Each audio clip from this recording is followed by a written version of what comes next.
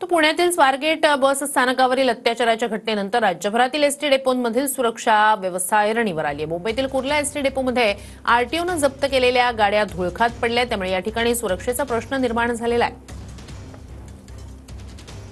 याचाच आढावा घेतला आमचे प्रतिनिधी अक्षय मंकणी यांनी।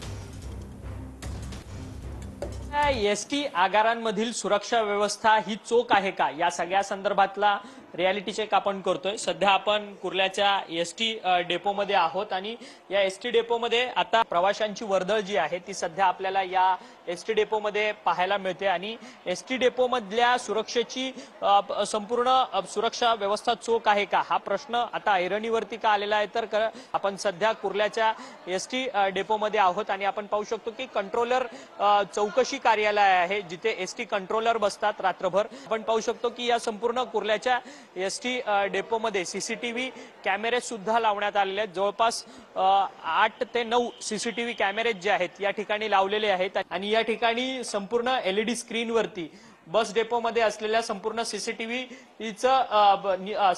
फुटेज जे आहेत या ठिकाणी कलेक्ट होत असतात आणि या ठिकाणाहून बस स्थानक प्रमुख जे आहेत पूर्ण बस डेपोवरती वॉच ठेवत असतात, संपूर्ण पाहणी करत असतात। कारण कुर्ला एसटी बस डेपोमध्ये अशा कोणत्याही कुर्ला एसटी बस डेपोमध्ये सुरक्षेची व्यवस्था जी आहे ती सध्या चोख असल्याचं आपल्या रियालिटीमधनं पाहायला मिळतं। व्हिडिओ जर्नलिस्ट मनीष विचारेसह अक्षय मंकणी, TV9 मराठी, मुंबई।